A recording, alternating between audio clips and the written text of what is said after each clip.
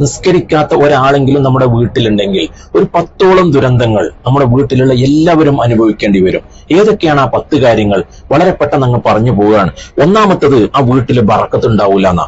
വീട്ടിൽ ബറക്കത്തില്ലെങ്കിൽ തന്നെ നമ്മുടെ വീട്ടിന്റെ അവസ്ഥ വളരെ പ്രയാസകരമായിരിക്കും. ബറക്കത്ത് എന്ന് പറഞ്ഞാൽ എന്താ? നമുക്ക് ലഭിക്കുന്നതിൽ വർധനവുണ്ടാവുക എന്നുള്ളതാണ്. എല്ലാവർക്കും ചിലപ്പോൾ ജോലി ഉണ്ടാവും, വരുമാനം ഉണ്ടാകും, പക്ഷെ എന്നാലും ആ ജീവിതത്തിൽ എപ്പോഴും കടങ്ങളും അതുപോലെ തന്നെ ലോണും മറ്റും കാര്യങ്ങളായിട്ട് ബുദ്ധിമുട്ടായിരിക്കും. രണ്ടാമത്തത്, ജീവിതത്തിൽ കഷ്ടപ്പാടുകളായിരിക്കും. എപ്പോഴും കഷ്ടപ്പാട് തന്നെ ആയിരിക്കും. കഷ്ടപ്പാട് വിട്ടുമാറിയിട്ടുള്ള ഒരു ജീവിതം അവർക്ക് ഉണ്ടാവൂല. അത് വീട്ടിൽ ഒരാളെങ്കിലും നിസ്കരിക്കാത്തവരുണ്ടായാൽ മതി. ബാക്കിയുള്ള എല്ലാ ആളുകളും നിസ്കരിക്കുന്നുണ്ട് എന്ന് പറഞ്ഞിട്ട് കാര്യമില്ല. ഒരാളെങ്കിലും നിസ്കരിക്കാത്തവരുണ്ടെങ്കിൽ ഈ പ്രയാസങ്ങളൊക്കെ ഉണ്ടാകും. മൂന്നാമത്തത്, ഹൃദയം കട്ടിയുള്ളവരായിരിക്കും. എപ്പോഴും അങ്ങോട്ടും ഇങ്ങോട്ടും പ്രശ്നങ്ങളായിരിക്കും. കാരണം ഹൃദയം കട്ടിയായാൽ മറ്റുള്ള ആളുകളോട് സ്നേഹം കാണിക്കാൻ കഴിയില്ല. അപ്പൊ അവിടെ എപ്പോഴും പ്രശ്നങ്ങളായിരിക്കും. നാലാമത്തത്, വീട്ടിലുള്ള എല്ലാവർക്കും തെറ്റ് ചെയ്യാനുള്ള ഒരു ത്വരയുണ്ടാകും. അതായത് അള്ളാഹുവിനെ പേടിക്കാത്തത് കൊണ്ടാണല്ലോ നിസ്കരിക്കാത്തത്.